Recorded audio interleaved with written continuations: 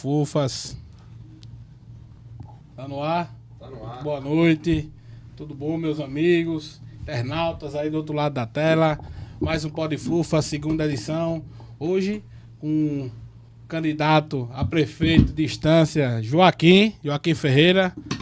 Grande Fufas. Para lhe agradecer, Joaquim, por ter aceitado o nosso convite. Eu que agradeço a oportunidade. Esse bate-papo aqui no Pod Fufas. Agradecer a Flavinho, que está do meu lado aqui, meu parceiro, Flavinho. E vamos começar essa edição do Pod Fufas, agradecendo a nossos patrocinadores. Em nome do grande amigo Macedo K, né, o Coronel das Apostas, a NBet 91, a Máximos, né? Vamos agradecer também aqui ao apoio do nosso amigo da Acesso.net, João Rosa. Um abraço também ao nosso amigo da Eletrosat, o nosso Dori, amigo velho. E vamos, Joaquim, iniciar nosso podcast com a pergunta que a cidade, que a gente botou lá uma enquetezinha lá no nosso grupo e a galera quer saber quem é Joaquim. Tá bom. Então, primeiro, boa noite, Fufu, Flavinho, obrigado aí pela oportunidade. E obrigado pela oportunidade de poder responder quem é Joaquim. Então, vou judiar vocês, vou começar contando minha história lá de trás. Comece. Tá bom? Todo ouvido. Eu sou natural de Aracaju, eu nasci no bairro Santo Antônio. Sou o terceiro filho de uma família de 6 filhos, né? Pai mecânico, mãe costureira, entendeu? Nasci em casa. E vem de uma história de muita luta, de uma família de origem humilde, de uma família de origem negra, né? De uma origem... Né? E tanto que eu até relatei que eu tive a oportunidade de nascer através de parto natural em casa. Eu nasci em casa, nas mãos de uma parteira que era minha bisavó. Né? Então é uma experiência que eu trago de uma família muito unida e nós tivemos na educação, eu diria que o grande ponto de virada das nossas vidas. Né? A minha mãe tem um foco muito grande na formação dos filhos e todos os 6 filhos tiveram a oportunidade de estudar em escola pública, exceto uma irmã minha que teve, por uma peculiaridade, acabou estudando em escola privada. Mas nesse caminho de escola pública eu fiz todo o meu estudo, né? Uma escola do bairro mesmo. Depois eu tive a oportunidade de fazer o curso técnico em Química. Eu fui da primeira turma do curso técnico em Química da Escola Técnica Federal de Sergipe. Quando eu estava já no terceiro ano da Escola Técnica, muito novo, por sinal, porque eu tive uma outra peculiaridade na minha vida. Né? Essa é uma história engraçada que teve uma mudança muito importante, Fufu e ouvintes. Eu fui vizinho de Carlos Nobre. Carlos Nobre foi um grande jornalista do jornal do Brasil, lá no Rio de Janeiro, depois, mas inicialmente ele era meu vizinho, no bairro Santo Antônio. E ele tinha vindo do Rio de Janeiro, morava vizinho, e a separação entre as nossas casas era cerca de vara, né? E eu, criança, levado, e eu atravessava a cerca de vara e ficava na casa dele. E tinha uma irmã dele que era professora e, para se livrar de mim, que era muito danado, me botava para estudar, para não atrapalhar os outros meninos. Então, em decorrência disso, quando eu fui para a escola, eu acabei adiantando 2 anos. Né? Eu tinha já uma formação que acabou que quando eu cheguei eu já sabia ler, eu já sabia fazer conta, e aí fui adiantando 1 ano, adiantou 2 anos e parou. Eu acho que eu até consegui adiantar mais 1, mas vai parar por conta da idade. Mas eu realmente já estava no estágio interessante. E isso aconteceu. O que isso teve de impacto na minha vida? Eu acabei entrando muito cedo na escola, né? Aos 13 anos eu estava no 2º grau na escola técnica e terminei o 2º grau. Eu estava terminando o 2º grau muito novo. Com 15 anos de idade, estava começando o 3º ano do 2º grau, quando a Petrobras abriu um concurso e, por uma série de questões, que aí é uma história bem longa, bem interessante. Se você me chamar outro dia para tomar uma cervejinha, eu lhe conto essa história. Viu? Lá no Oliveira, a gente toma. Lá em Oliveira eu te conto essa história em detalhe. E aí o que aconteceu? Eu acabei tendo a oportunidade de entrar na Petrobras muito cedo.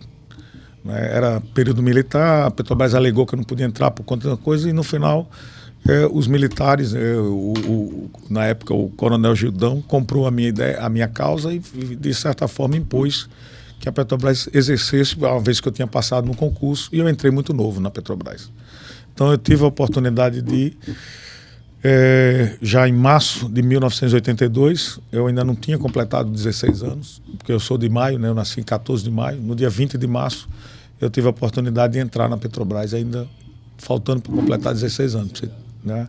Então é um caso atípico, e isso também me permitiu um aprendizado muito cedo de lidar com pessoas, de lidar com questões técnicas que eu sempre gostei muito. Depois, no final desse mesmo ano, já com 16 anos, eu entrei na Universidade Federal de Sergipe e, paralelamente com o trabalho meu na Petrobras, eu estudava Engenharia Química.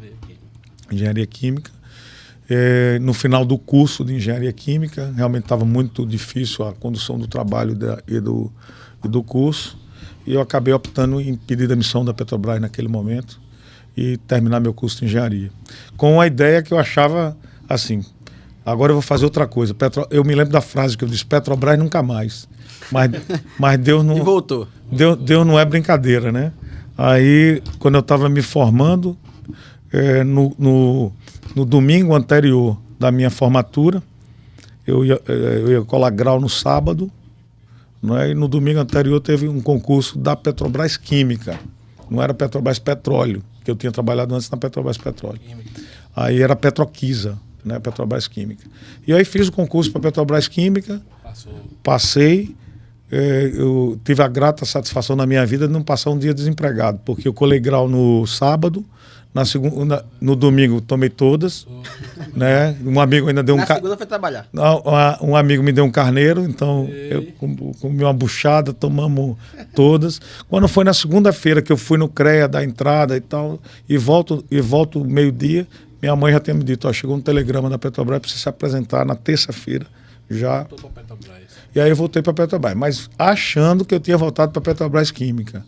Aí entra Collor de Mello, né? O Fernando Collor de Mello, extingue a Petrobras Química, e onde é que eu caio? Na Petrobras Petróleo de novo. Eu falei, mas rapaz, a vida não é brincadeira. E você não tem ideia que eu voltei, rodou, e eu voltei para a mesma unidade que eu tinha trabalhado antes, só que eu tinha trabalhado como técnico em Química, e dessa vez eu voltei como engenheiro, voltei como engenheiro químico. E aí eu tive a oportunidade na Petrobras de fazer uma carreira, eu diria assim, já pela experiência que tinha, uma carreira meteórica. Com pouco tempo eu tinha assumido a gerência já de engenharia de gás da Petrobras Nordeste, pouco tempo. E, bom, em decorrência disso, no meio dessa transição e dessas questões, quando eu assumo a gerência de gás, começa a minha relação com instância, que aí vai ser um outro ponto que a gente vai abordar aqui, eu espero. A minha relação com instância começa aí, em setembro de 1992. Mas, voltando ainda para outra questão, aí o que acontece? Eu fiquei mais algum tempo na Petrobras, o governo do Estado, na época, o Antônio Carlos Borges era secretário de Planejamento do governo de Albano Franco, e precisava de alguém para conduzir a formação da Sergás. Eu já tinha uma experiência em áreas institucionais, a Petrobras entendeu que eu tinha vocação para isso e acabou, mesmo dentro da Petrobras, ela me deslocando para ações de governo. Ou seja, eu era engenheiro, mas lidava com o governo, lidava com essas relações institucionais. E aí eu fui cedido da Petrobras para a Secretaria de Planejamento do Estado de Sergipe, ainda na época do governo Albano, para compor o grupo de trabalho que ia fazer a avaliação técnica e a estruturação da companhia de gás. Então eu tive a oportunidade de redigir, junto com o Luiz Machado Mendonça, os estatutos, os acordos de acionistas, um contrato de concessão, inclusive, da empresa de gás, a Sergás, que eu tive a oportunidade de passar por todos, em diversas situações. Quando eu era da Petrobras, a Petrobras indicava o diretor técnico. Depois, logo em seguida, que é essa experiência que eu tenho, Eu volto para a Petrobras resolve que eu vá para o serviço de planejamento no Rio de Janeiro. Né? Nessa transição do planejamento, que eu estava no meio dessa transição, me surge uma proposta daquelas irrecusáveis de uma grande multinacional, e eu saí da Petrobras. Sabe aquele negócio que não dá para você recusar, não dá para você recusar, entendeu? Então eu acabei saindo da Petrobras e indo para essa empresa, que, por sinal, era a empresa que acabou comprando os ativos de gás de uma outra empresa do Grupo OAS, e volto novamente a ter uma relação direta com as companhias de gás no Brasil. Né? Então, em decorrência dessa história, eu trabalho e começo a ter, agora sim, uma relação mais internacional na minha carreira. Né? Começo a ter mais contatos internacionais, eu já passo a ter trabalho nos Estados Unidos, em Houston, porque a sede da empresa era em Houston, e eu começo a ter toda essa relação mais fora. Daí, nesse mesmo período, eu acumulo, além do conselho de administração de algumas empresas, você passa a ser membro do conselho de administração, também passo a ocupar a diretoria financeira da Sergás, isso até 1998, quando eu começo a ter essa composição. Nesse mesmo período, eu começo também a me familiarizar mais com as áreas de concessão de serviço público. Né? Então, quando eu falei, inclusive, e fui mal interpretado outro dia, quando eu falei que eu sou um especialista em concessão, é porque, apesar de ser engenheiro, ou seja, eu sou engenheiro químico, depois eu fiz engenharia petroquímica, né? Depois eu tive a oportunidade de ter uma passagem rápida um mestrado na área de engenharia de reatores, ou seja, quando eu estava ainda numa carreira muito técnica, mas depois eu migrei, em definitivo, para uma carreira mais institucional. Então eu acabei entrando no mestrado na área de serviços públicos, de concessão de serviços públicos, então me especializei. Eu diria que hoje é um tema que eu transito e que eu lido muito bem. E em decorrência dessa minha formação, eu acabei saindo também dessa empresa, tomei uma decisão difícil, talvez tenha sido uma decisão mais difícil da minha vida, que foi deixar e começar a carreira solo empresarial.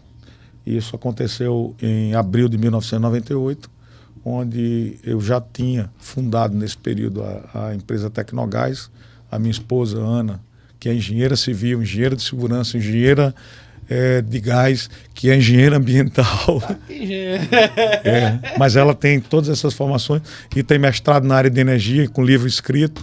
Então a Ana é realmente uma pessoa que tem muita formação. Acho que eu até sugiro você convidá-la em outra oportunidade para ela conversar. Sim. Muito, porque eu acho que ela é uma pessoa que tem muito a contribuir e com a formação dela. Boa. E em decorrência dessa nossa passagem toda, aí eu acabei enveredando, aí agora sim, pela carreira empresarial. Perfeito. Né? E aí fundo a Tecnogás, e a Tecnogás se torna um grande player no mercado, na área de engenharia de gás, na área de construção de dutos. Eu acho que uma das primeiras empresas assim, com foco mais forte.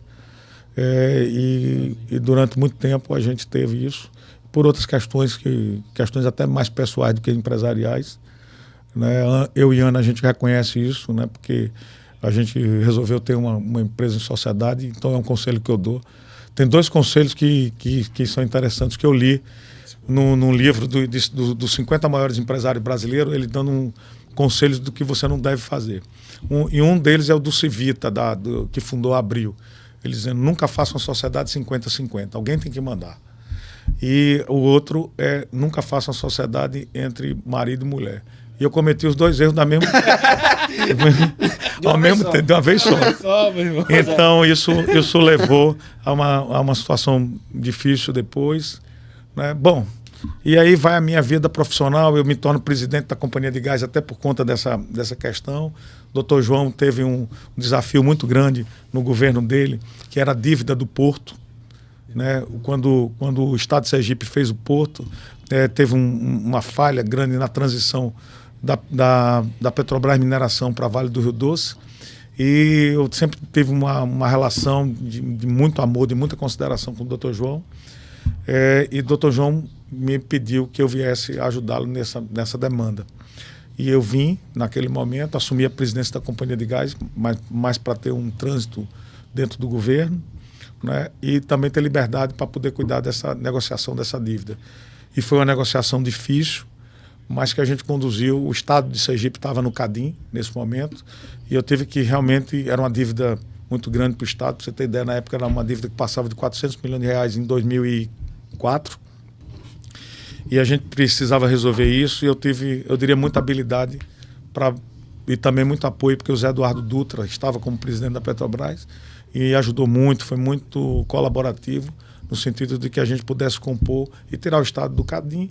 Eu sei que no final a gente deu tudo, que o estado deu tudo certo. Fizemos um parcelamento no final de 8 anos, começou a pagar a primeira parcela em janeiro de 2006, aí eu me senti livre. Falei, aí eu estou fora.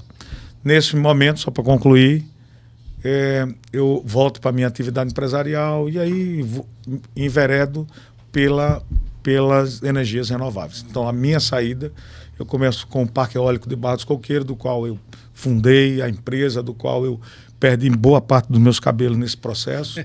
Eu era cabeludo até o parque, entendeu? Perdi os cabelos ali, porque tive que tomar dívida pesada.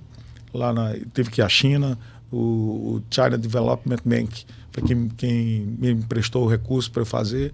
Então foi uma operação que era uma operação que o banco nunca tinha feito até então. Foi a primeira operação do Banco de Desenvolvimento Chinês aqui no Brasil.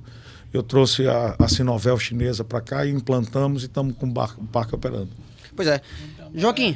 Tem uma bagagem grande aí. Viu? A bagagem do privado muito grande. Né? E eu não falei ainda da minha relação com a Estância. Vamos fazer isso. Inclusive, tá para a próxima pergunta. Só, pessoal, já somos mais de 70 aí. Vamos compartilhar, por favor, para que possa alcançar mais pessoas, né? E, Fufu, pedir para se inscrever, porque se inscrever é muito importante. Inscreva no canal aí, galera, para ajudar a gente, para ajudar o Pod Fufas. Joaquim e ouvintes, é o seguinte.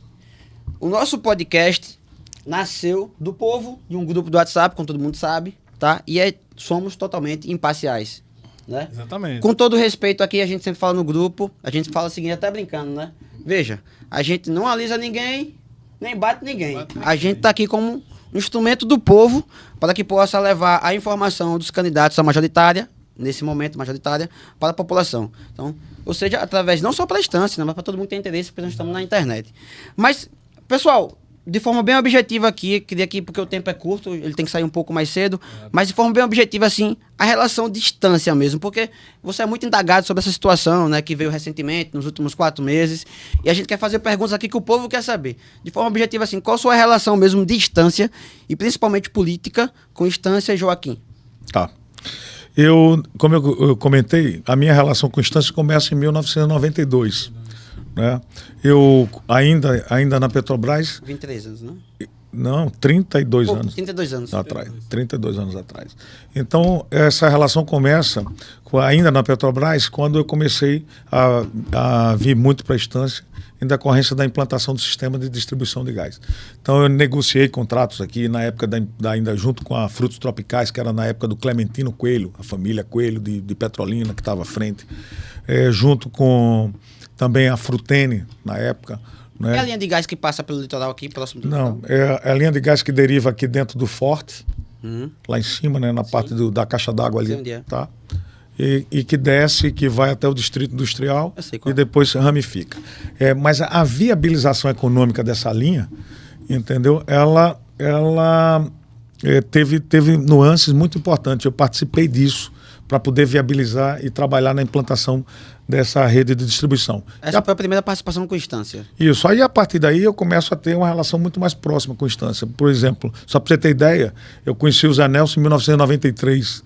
Zé Nelson era vereador ainda e a gente já tinha discussões nessa época. A gente tinha um escritório ali que ele começou a discutir que era marginal, que estava juntando. E eu acabei resolvendo. Eu disse, não vou entrar na discussão. Peguei um trator e disse, vamos derrubar e resolve. Eu acho que não era isso que ele queria, né? Ele queria a polêmica na época. Né? Então, a gente já começa aí. E aí comecei a ter outras ações aqui em Estância. Só para você ter ideia, a primeira conversão de carro a gás aqui em Estância, eu coloquei ainda na época do Pedro Siqueira, no Autopeças Vitória. Sim. A gente começou com stand dentro do Pedro, ali do Alto Peça Vitória, né, que hoje é Lojas Americanas, né? E depois nós migramos para o lado de fora ali, numa outra loja nossa ali da Ivel. Então já tinha negócios aqui, já tinha envolvimento. Posteriormente, aquele posto que vocês lembram ali do lado do Posto Canário, um postinho pequeno que hoje é BR. O menor. Isso, mas lembra que a marca inicial era GNC? Sim. Pronto, GNC é a distribuidora minha. É uma empresa nossa, entendeu? Que foi minha empresa até 2013 ou 2014, quando eu vendi a empresa para um outro grupo. Então, a implantação daquele posto, daquele negócio já era nosso.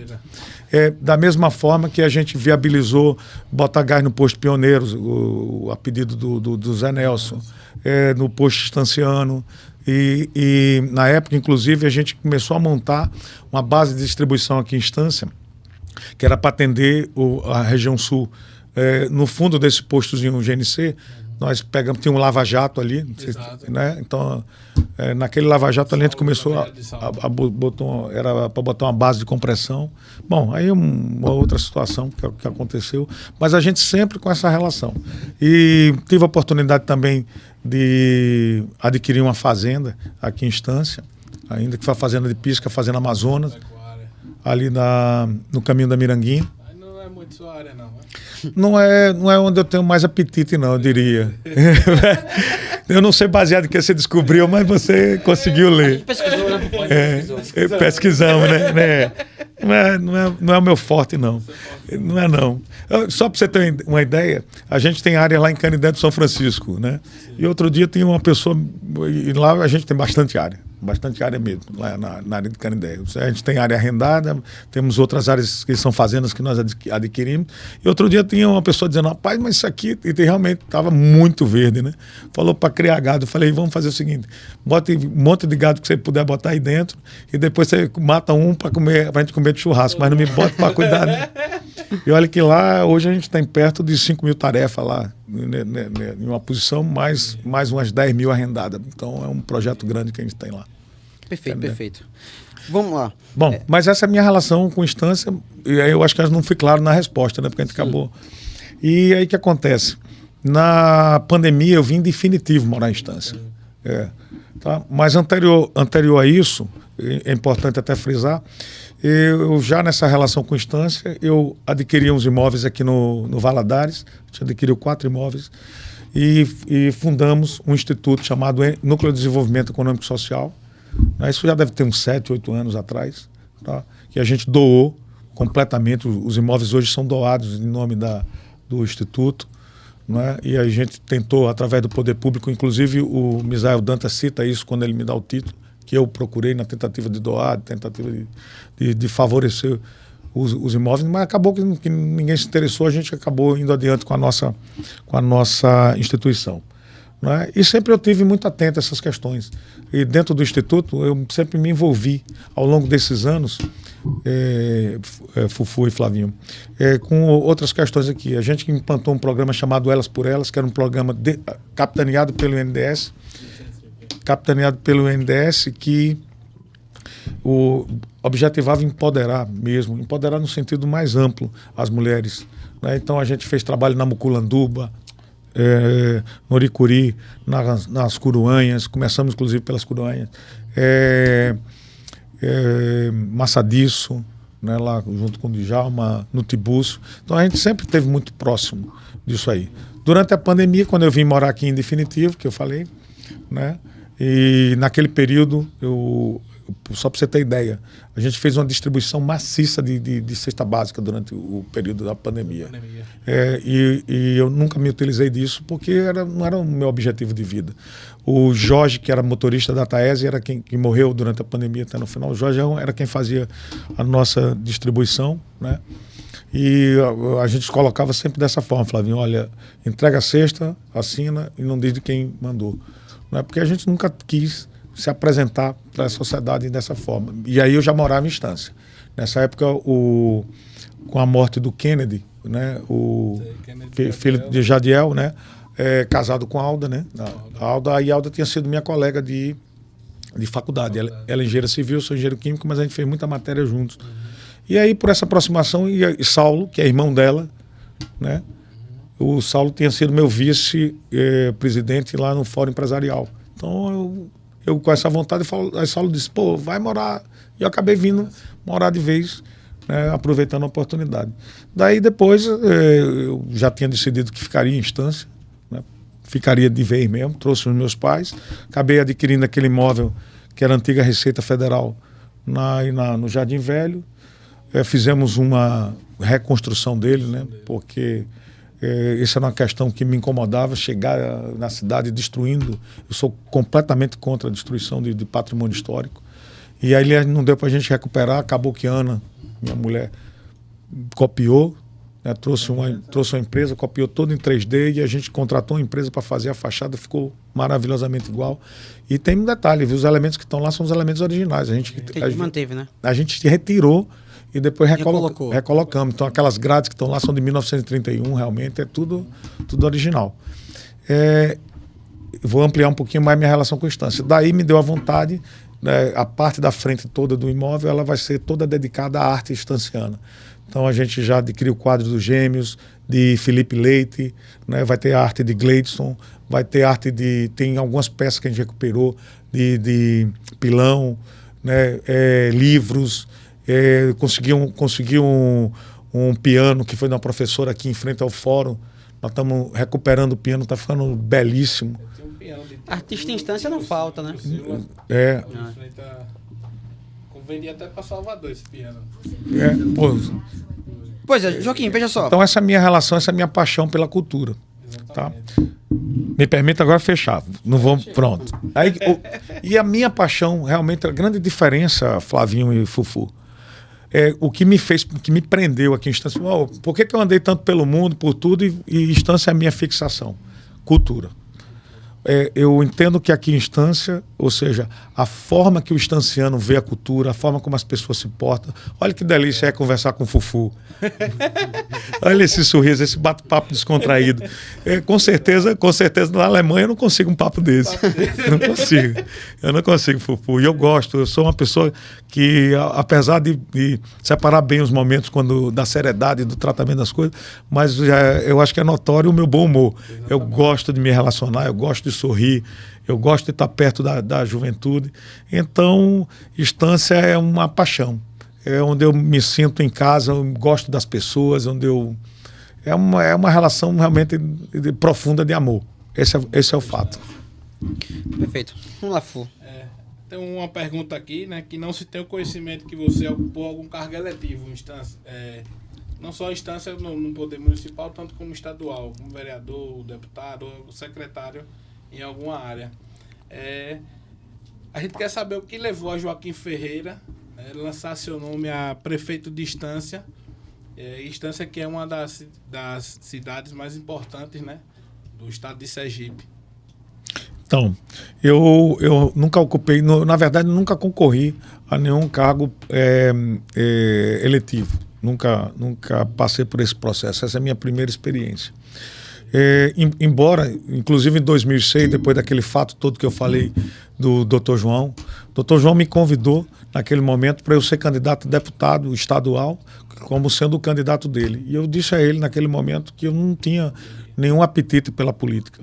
E quem conversou comigo até novembro, dezembro desse ano, receberia a mesma resposta. Mas experiência em gestão pública eu tenho bastante. Tá certo? Mas muita experiência em gestão pública.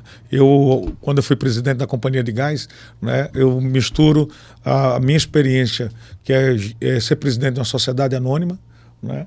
Eu já tinha experiência de conselho de administração, de presidente de outras sociedades anônimas, né, que é uma gestão muito específica, junto com a experiência da gestão pública, né?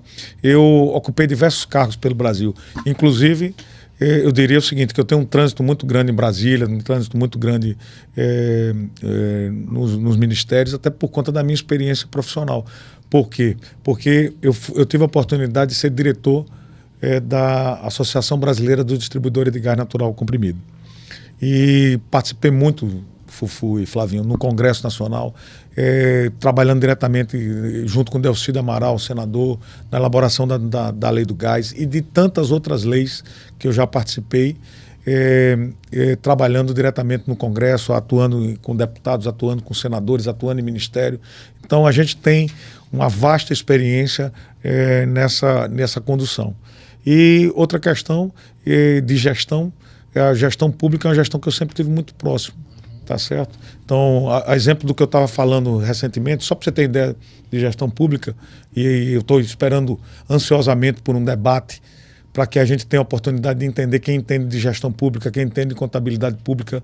Eu quero me aprofundar nisso, se me der a oportunidade, tenha certeza, os meus adversários, que uma das perguntas que eu quero discutir bastante é se vocês estão olhando os balanços de Estância. Estância hoje, ela tem um score C dentro do CAPAG.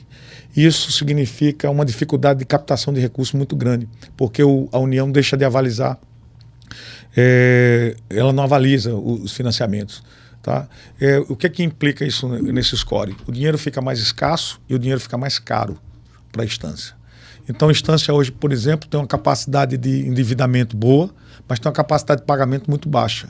Então não adianta você ter capacidade de pagamento, nem ter uma capacidade de endividamento sem ter capacidade de pagamento. O que isso significa?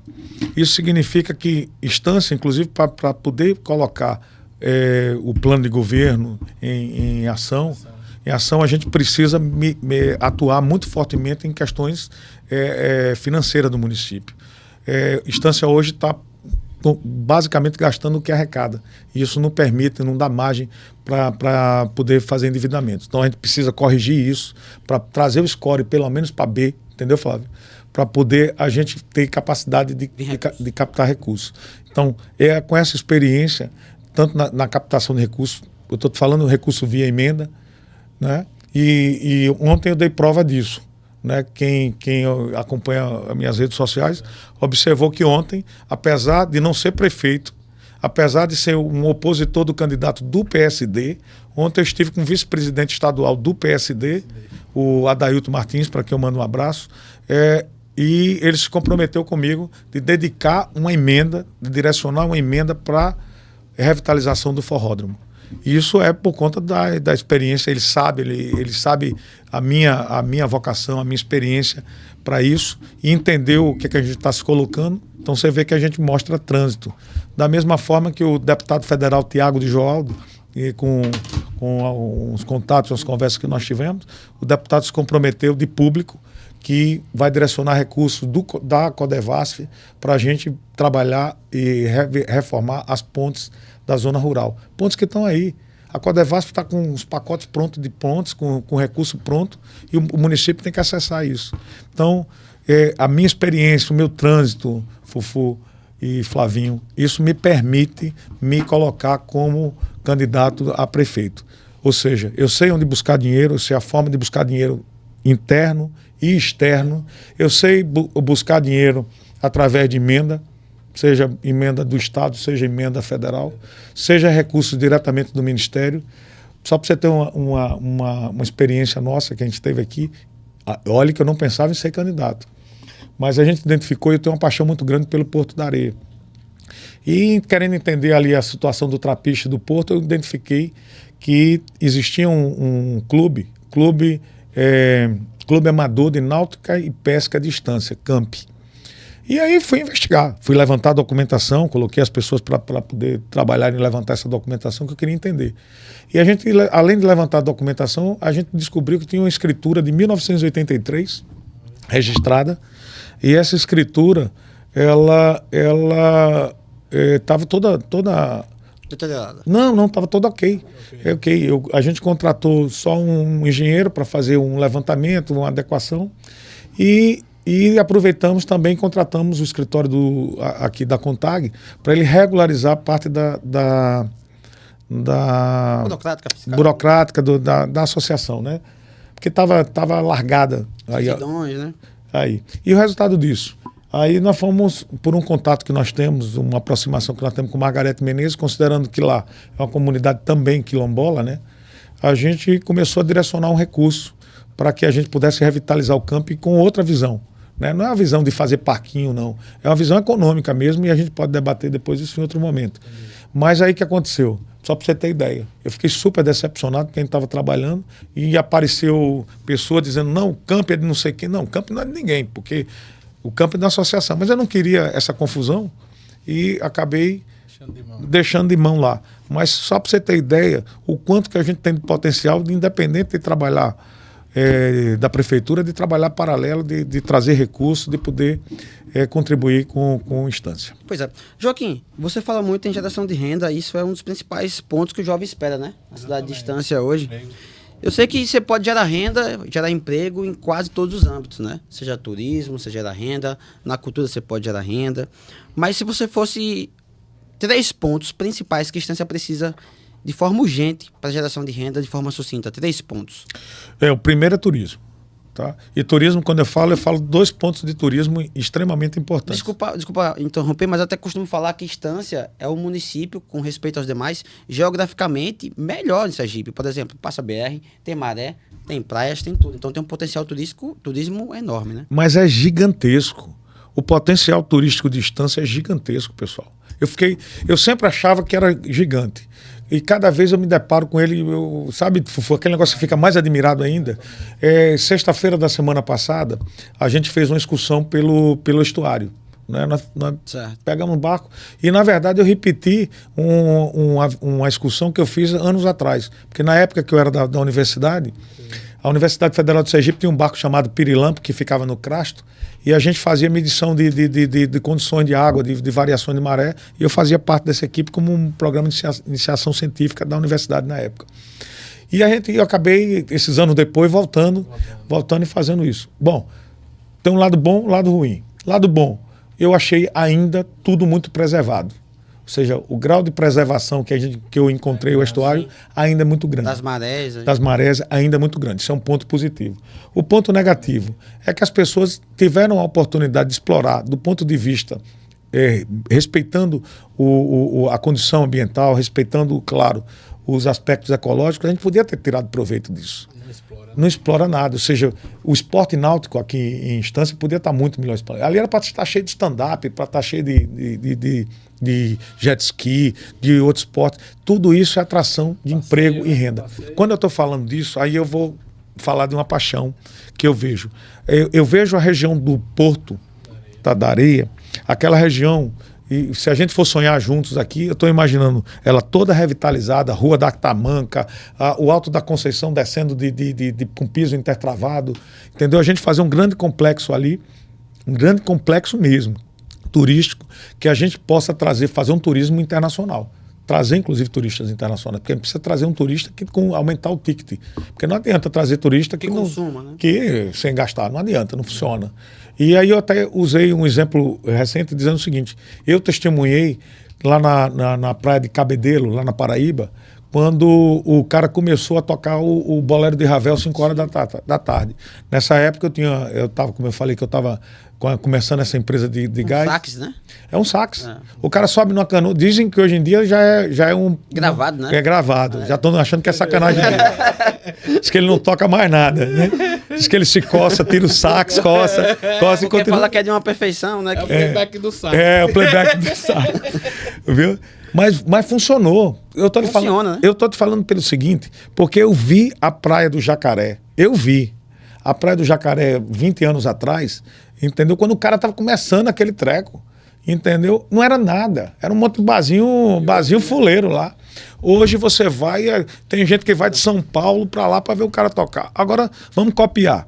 Se a gente imagina que todo fim de tarde no Porto, ali, depois que o cara chegou, botou um ônibus de manhã, passeou, gastou dinheiro no lancheiro, gastou dinheiro para passear de catamarã, gastou dinheiro para ir para o estuário, parou lá na Luizinha, né? A Luizinha, ao invés de estar lá abandonada, vira um lugar bacana para o cara curtir. Parou lá nas capivaras, lá, ao invés do cara estar lá no pescador, o cara está assando e vendendo um peixinho ali e tal, e o turista se achando aquilo maravilhoso, a experiência de caminhar no mangue para tirar foto, que isso tudo funciona. Turismo é isso. né? Aí imagina depois que ele volta no final de tarde, já gastou dinheiro lá na luzinha. Aí tem. Pela noite. Aí agora, ao entardecer, imagina. Aí agora você tem um barco de fogo que vai lá e o cara sai super feliz, sobe no ônibus, mas deixou a graninha dele aqui com a gente, né? Feliz da vida, conheceu Estância. E o principal é sair satisfeito para poder retornar. E aí, você imagina. E aí as pessoas conseguiram vender, o cara que vende a cocada, mantém o fogueteiro durante o ano. Mantém o fogueteiro durante o ano. Então, veja, se a gente juntar tudo isso que eu estou falando um misto de Pelourinho com Carrancas de Canidé. Sim. Mesma coisa. Quando Mané Foguete foi para Canidé, todo mundo chamava ele de doido. Hoje ele é um doido com o bolso bem cheio. Bem cheio. Ele é doido, mas com o bolso cheio. Entendeu? E você vai fazer uma conta lá, é alarmante. O dado que me deram lá, dos passeios do cara lá, diz que o ano, agora, logo depois da pandemia e tudo, 700 mil ingressos foram vendidos ao longo de um ano. Pessoal, dos passeios de tudo lá. Eu passei lá de helicóptero, 5 minutos, foi 600 conto. Imagine. Você imagine. Então, tudo isso a gente está falando, e esse momento eu estou falando de geração de renda no turismo. Mas eu estou falando do turismo. A gente abordando toda a questão do estuário, que é um turismo específico, porque no turismo do estuário, Flavinho, a gente traz não só o estuário, mas traz toda a história do Porto da Areia, tá certo? Mais a cultura do fogueteiro. Tudo isso vai ter que estar somado. Pois é, inclusive a gente já comentou isso no podcast anterior com o nosso amigo Daniel e Gabriel, porque o fogueteiro, ele precisa... O São João da Estância só existe hoje por causa do fogueteiro. Exatamente. Então, é necessário empreender políticas públicas para que ele possa ter seu dinheirinho ali, né, todo ano. E isso é trazer o barco de fogo pelo menos uma vez por mês, é trazer o Buscapé pelo menos uma vez por mês, para quem venha visitar Sergipe, mesmo que fique em Aracaju, sabendo que naquela sexta vai ter Instância Barco de Fogo, a agência de turismo vai trazer o pessoal de lá para cá. Sim. Isso é dinheiro. Né? Sim. Joaquim já teve experiência de soltar um espada, um Buscapé? Rapaz, já tive a experiência de soltar espada. Né? Não, mas já soltei, tem vídeos aí. Inclusive, Fufu é cheio de marca, eu também sou cheio de marca. Eu sou marca da guerra aqui. Né? Bota ele um dia no barco de fogo lá e a gente vai pro meio da guerra de buscar. Aproveitar esse assunto também, que já abordamos também né? no podcast anterior. Exatamente. Mas você me disse 3 coisas. Três. E eu só respondi Eu uma. imaginei que foi as 3 do turismo, mas... Não, eu nem respondi a de turismo toda. Próximo ponto. O senhor não sai daqui. Nem a de turismo eu respondi ainda, porque a gente está falando do estuário. Isso é um foco. Certo. Estuário com Porto da Areia. O litoral é outra estrutura. Eu estou falando na região do litoral Praia do Saco, Praia do Abaís. Certo. Eu estou falando outra estrutura. Pessoal, a gente precisa primeiro destravar judicialmente. A gente tem que enfrentar esse problema judicial. Não adianta a gente se esconder do problema judicial. Então, a questão que tem o zoneamento ecológico, que foi objeto da discussão agora, a gente tem que ter aprofundado muito mais aquela discussão. Eu, inclusive, fui atrás do vereador Flávio Brasil, fui atrás do vereador Evandro, na tentativa de que a gente abrisse mais essa discussão antes de fazer uma aprovação. Mas aprovamos esse zoneamento. Possivelmente, eu, enquanto prefeito, eu vou trazer esse tema para a gente discutir como revisão. Mas na questão que envolve o turismo do litoral, né, aí a gente já imagina a abertura para resorts, abertura para outras oportunidades. Aí eu quero registrar que em 2014, né, ainda era Carlos Magno, que era o prefeito, né? E já naquele momento eu levei uma série de iniciativas para Carlos Magno. Inclusive porque a ponta do saco, né, ela estava sendo devolvida para o Estado. Não, para o Estado. O que aconteceu? O Estado desapropriou.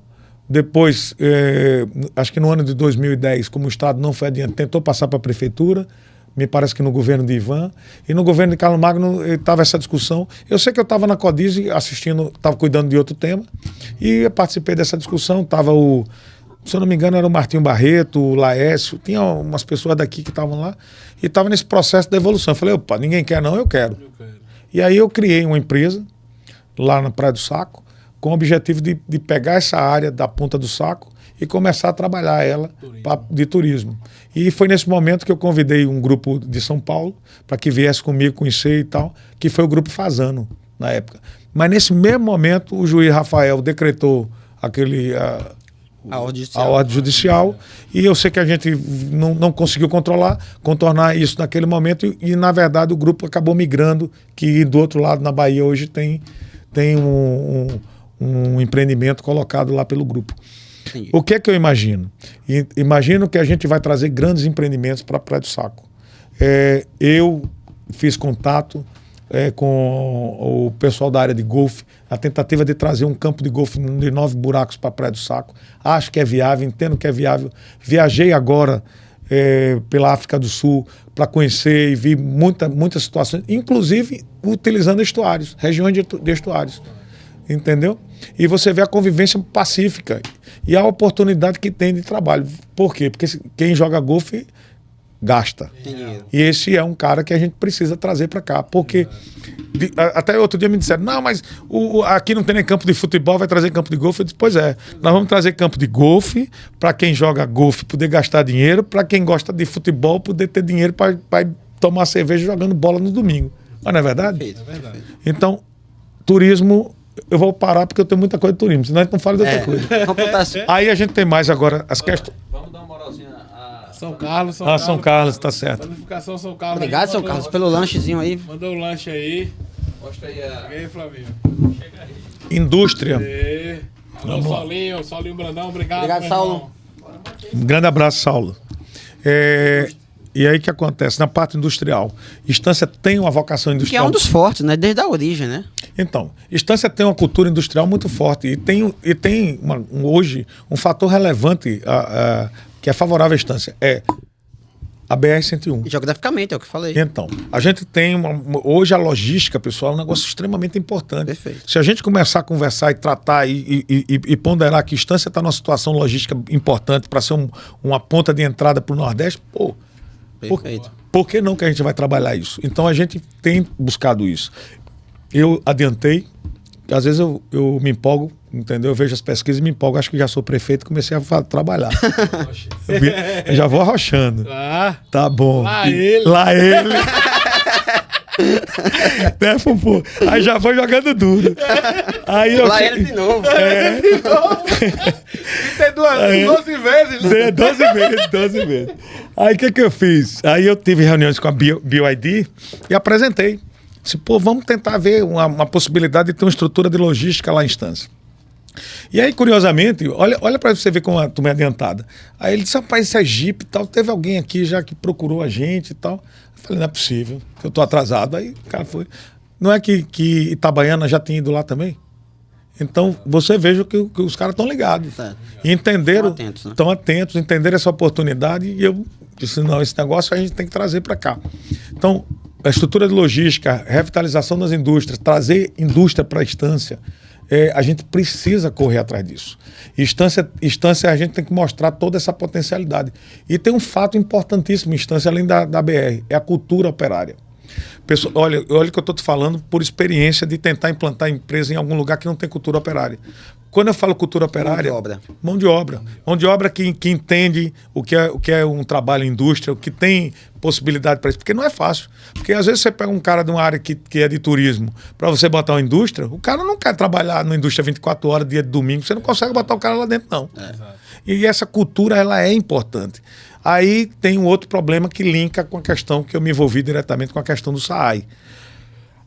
Por que Estância, no passado, se tornou um berço das indústrias têxteis? Por que a Frutos Tropicais, a Frutene, a Tropifruit se instalou? A Ambev se instalou em Estância? Por conta da água. Da qualidade da água. Da qualidade da água e da disponibilidade de água. Olha, se você tem a possibilidade de citricultura, Buquim como um centro de produção de laranja, então, de cítrico, demorou a ter uma fábrica lá. Por que as fábricas vieram para cá primeiro? Pela facilidade da água. Elas são intensivas no consumo de água. Então a gente precisa entender isso. Então a revitalização, cuidar dos recursos hídricos. Para você ter uma ideia, em 2002, olha o dado que eu vou dar. O governo albano fez um convênio através do Banco Mundial com a Agência Japonesa de Água. Esse relatório é um relatório muito bem montado. E existia já o direcionamento de como atender aquela região lá de Lagarto, Simão Dias, sem ser sangrando Piauitinga. Isso está no estudo, eu tenho um estudo, tá? E disponibilizo para quem tiver interesse. E como era previsto ali? Era uma barragem no Vaza Barris, na altura da ponte ali, daquela ponte grande de São Domingos, aproveitando aquele vale. os japoneses fizeram esse relatório. Eu tenho esse relatório, é um relatório que está em inglês, mas é um relatório... tem os dados, você consegue visualizar muito bem qual é a proposta. Então, como não se fez isso, qual foi o caminho mais fácil? Sangrar a água do Piauitinga. Então a gente começa a ter uma situação mais complicada em termos de água, de recursos hídricos, Flavinho, porque a gente não acompanhou essa política. E a questão que eu defendo o SAAI é porque hoje a gente tem uma gestão direta dos municípios, né, essa possibilidade, né, porque foi a Constituição de 88 que permitiu isso, o município gerir seu recurso hídrico e a instância abriu mão para ir para o Estado. Ora, qual é a vantagem? Aí eu cito o meu caso, inclusive, que a gente tem uma experiência da DESO, né, no litoral, que eu faço uma consulta da DESO para saber do empreendimento, tem um ano para responder. Olha, se eu sou o gestor do município e tem um camarada que está interessado em empreender, o órgão tem que dar a resposta para o cara hoje. Tem que, se não depende de estudo técnico, se não depende de nada, tem que ter esse posicionamento. A gente tem que carregar o emprego, a visão de emprego, a visão de geração de renda, para mim, tem que ser carregado no colo. A outra questão, então nós falamos duas situações, falamos da indústria, falamos disso. E a outra situação, eu vejo a parte de tecnologia. Instância, uma pessoa criativa, como eu me deparo aqui como Fufu, né, como Flavinho, a mão de obra, as pessoas de distância são extremamente inteligentes. Sim. Entendeu? Então, a gente, olha o quadro que está aqui. Quando eu me deparo com o Lucas, com o Lázaro, só para você ter ideia, eu tinha feito uma contratação de uma produção de vídeo em São Paulo. Lázaro produziu um primeiro vídeo dele dizendo assim, fiz rapidinho. Era melhor do que o cara de São Paulo. Não é? Mão de obra qualificada.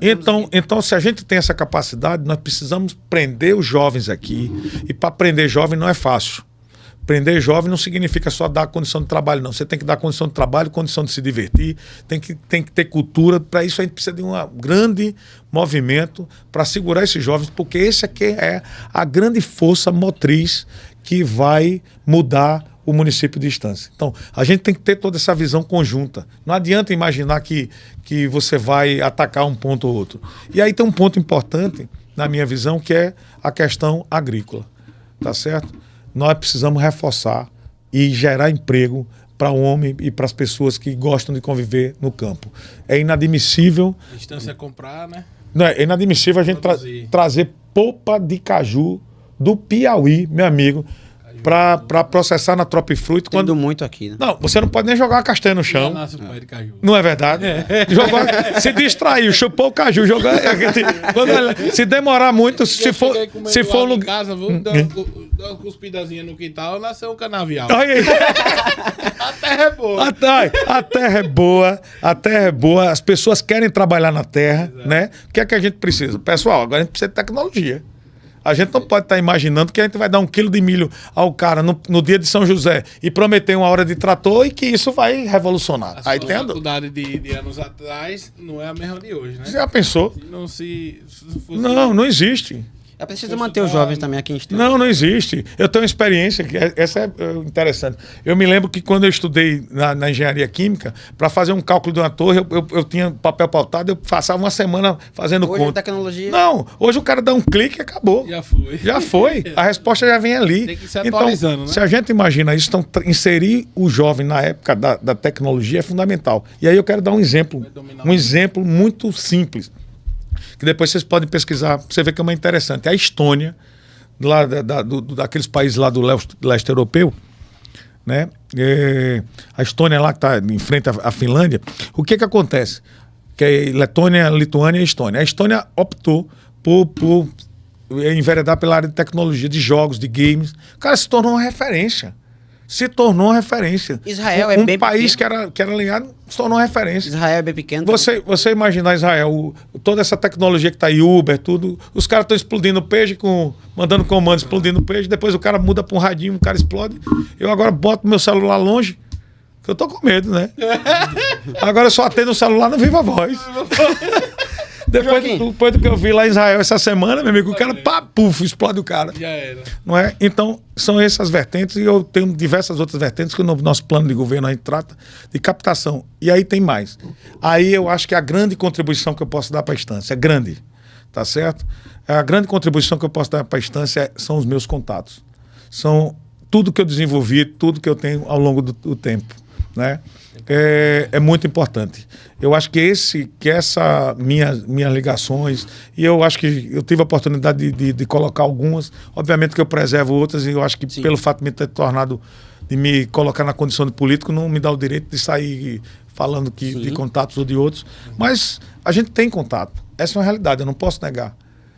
Eu não posso negar que eu não tive dificuldade de conduzir e levar uma reunião com o governador de Sergipe lá na embaixada da Rússia. Depois a gente teve que discutir na questão da Bielorrússia, eu também levei, entendeu? Eu tenho relação com a embaixada de Cuba, então eu tenho esses contatos. Eu tenho contatos na área empresarial. Eu tive a oportunidade de vivenciar na Europa.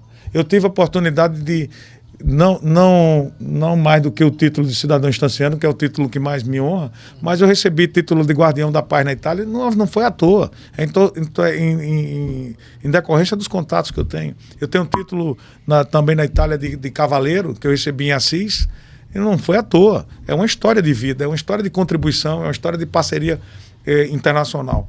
Então, tudo isso me coloca, eu acho que eu estou extremamente credenciado para gerenciar o município de Estância e dar essa minha contribuição. É nisso que eu quero dar. Então, às vezes eu vejo que não é fácil, viu? Eu que vivi no anonimato a vida toda. Outro dia eu estava no Sushi House, ali no Lulinha. Lulinha. E Lulinha me viu sentado lá e disse, você aqui e tal. Eu disse, mas agora que você está me vendo, eu venho aqui desde que você fundou. Entendeu? Só que eu venho com o meu sushi, ia embora e tal. Sempre fui muito discreto. Eu sempre fui tão discreto nas minhas coisas que ontem alarmaram aí a questão da Ramac e tal. E eu disse, pessoal, não tenho obrigação nenhuma de dizer, mas a condição é essa. Eu tenho uma sociedade com o Alexandre da Ramac, é isso mesmo, entendeu? A gente tem uma sociedade e paciência. Mas você estava escondendo de quê? Eu disse, de ninguém, porque tão fácil, no dia que quiseram olhar, só foi entrar lá no sistema da junta comercial e puxar. Eu assisti, inclusive, no programa de rádio que você falou sobre a Ramac, e eu fiquei com a dúvida, não só eu, mas o pessoal também ficou com dúvida. Por exemplo, você falou que tem a sua JP Participações, que está declarada no TSE, é uma empresa sua. Você falou que essa empresa tem sociedade com a Ramac, mas em outro empreendimento. Essa parte em outro empreendimento eu não consegui entender. Tá, então vamos lá. Primeiro, para ficar claro, né? Eu sou sócio de 2 empresas na minha vida, tá certo? A JP? É a JP Participações, que é uma empresa no Brasil, é uma sociedade formada por Joaquim e por minha filha Paula. Então, essa é a sociedade que eu tenho. Pronto. A outra sociedade que eu tenho se chama JP Pá International, sediada em Belize, na América Central, e registrada no Panamá. Essa é outra sociedade. É uma sociedade...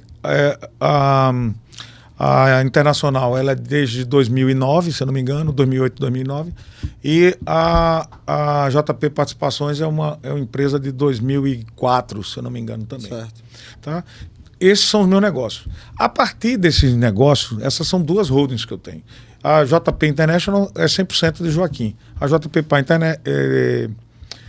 Nacional, ela é eu e a minha filha Paula. Pronto. A partir daí, eu tenho diversos negócios.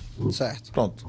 Mas a minha declaração de imposto, de que foi me pedida para apresentar... O TSE pediu. O TSE... É uma das perguntas, porque ele está respondendo tudo de uma vez só. Mas a minha declaração é o seguinte, 2 pontos. Eu tenho que entregar o que a TSE me pediu. A sua pessoa física está onde? Nessas 2 empresas. Acabou. Eu não tenho mais nada. A partir das empresas, o que é que tem? Aí é uma outra história.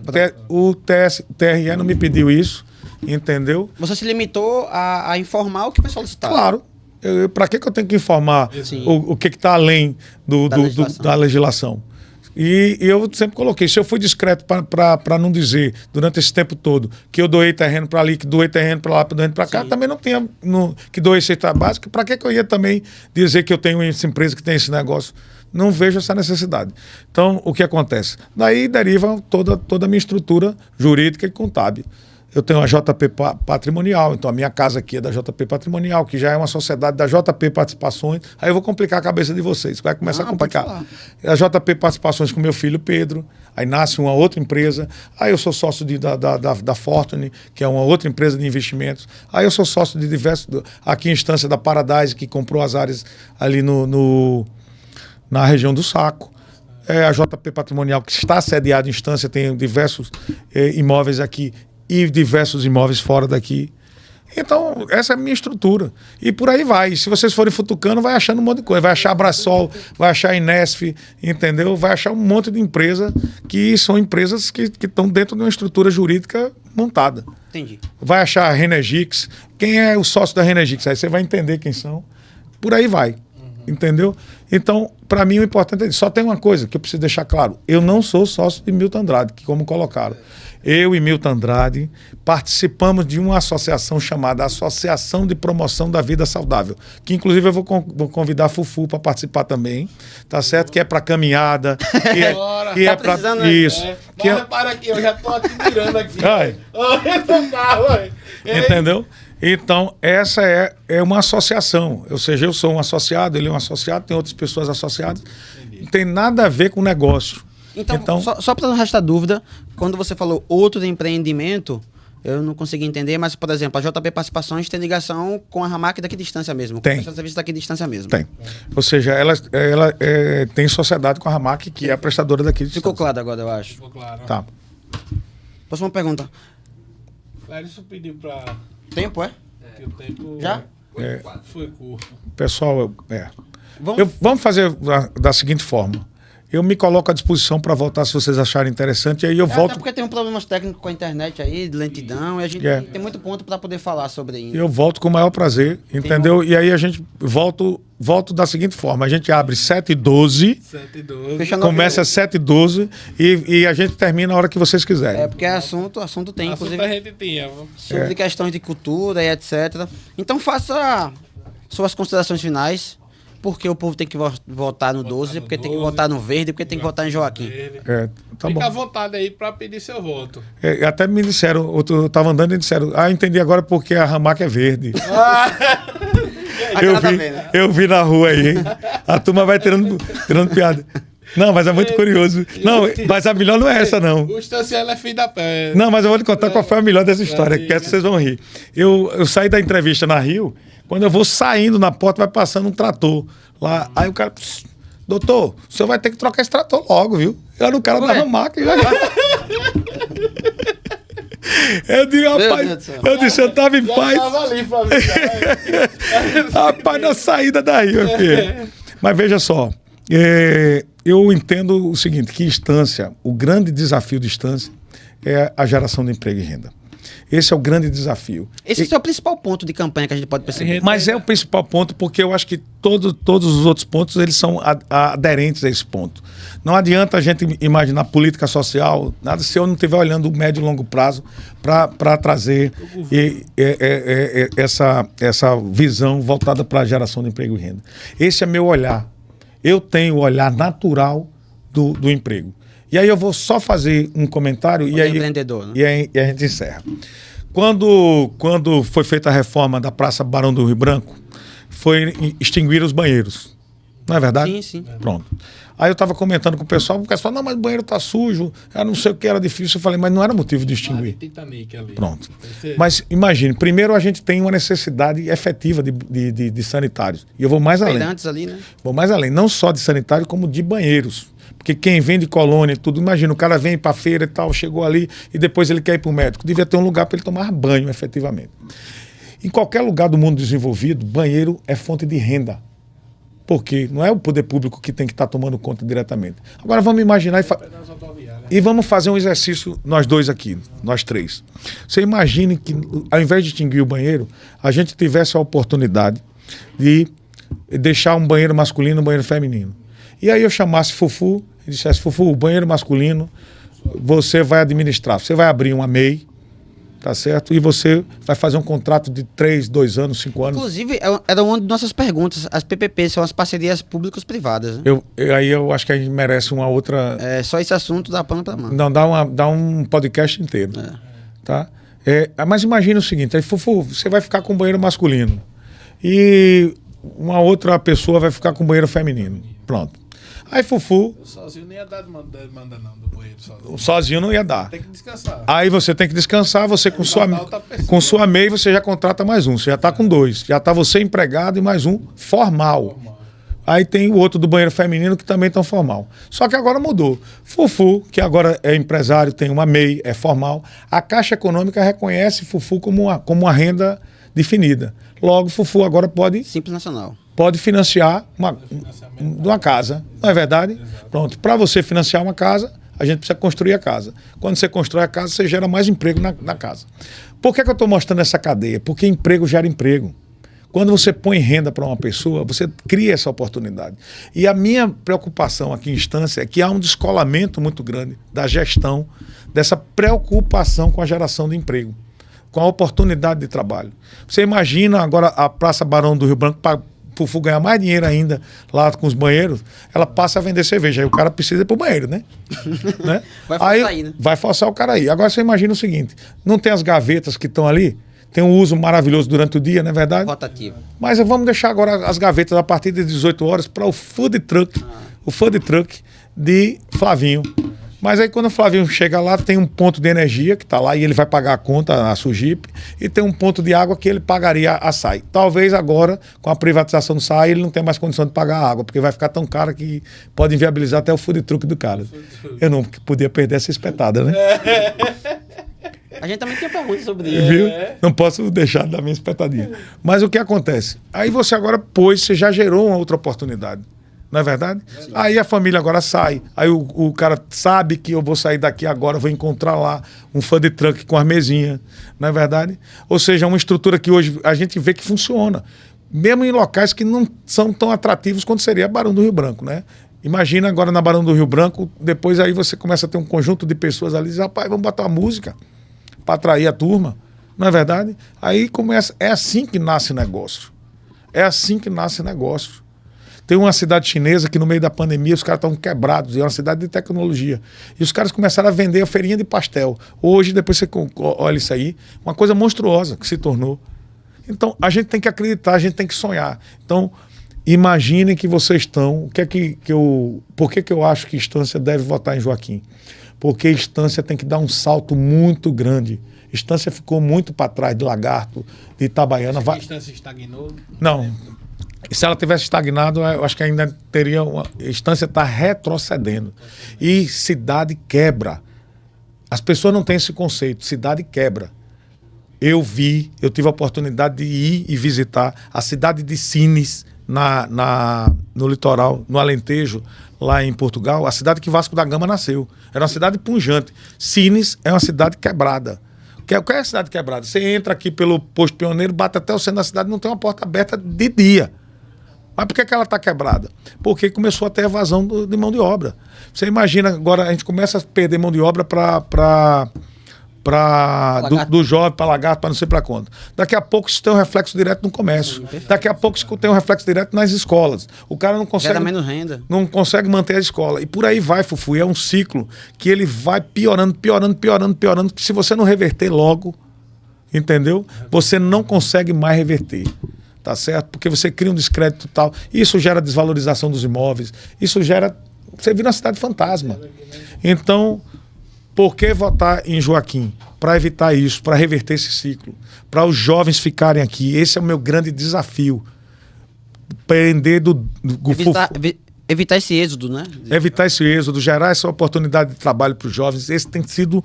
E, obviamente, que tem todos os aspectos sociais que, claro, quem está doente tem pressa, quem tem fome tem pressa, quem precisa, não dá para dizer, essa geração aqui, a gente vai pular, só vou educar a próxima geração, não tem. Não eu tenho que correr, tenho que trocar o pneu do carro com o carro andando. Por isso que a gente, do ponto de vista social, a gente trouxe a Ziza Costa. A Ziza tem uma missão, essa missão é uma estruturação que eu passei para ela, tá certo que a gente pode discutir como é a estrutura social que a gente imagina. Ela é formada em assistência social, né? Ela foi secretária de assistência social do prefeito Nivaldo Silva aqui. Ela foi secretária de assistência social de Bento.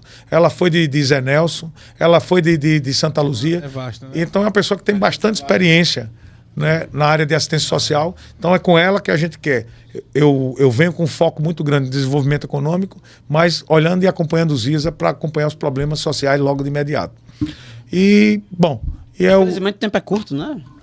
Vamos remarcar esse... Estou à disposição. Vamos remarcar assim, viu? Aí falem com o Clériston aí. Mas vocês remarcam. agradecer, né, Fofo? Agradecer a presença. Desde que comece 19h12. Agora, e o segundo compromisso é o seguinte: eu venho, mas Fufu e Flávio tem que estar com. Não, não pode não. A gente, como disse no início, a gente é imparcial. Aí vai favorecer. Ninguém aqui. Não, Totalmente imparcial. mas não significa que vai votar, não. É só para compor o vestiário. Não, a gente coloca o verde no cenário, né? O vestuário, é. Eita, Obrigado pela Olha, participação. pessoal, muito Joaquim. obrigado, viu? Mas é porque a gente tem Agenda outro evento aí. apertada, a gente entende. Viu? Tamo junto, viu? Falou, viu? Prazer. Valeu, Deus galera. abençoe. E aí? Obrigado a todos que ficaram aí lá do outro lado da telinha. Desculpa a lentidão. Joaquim tá se despedindo que agora ele tem outro compromisso. E depois tomar o Heineken porque é verde. Eu sou que você também gosta de um vinhozinho, né? É, mas nesse momento eu sou toda Heineken. Valeu, pessoal. Beijão. Valeu, galera.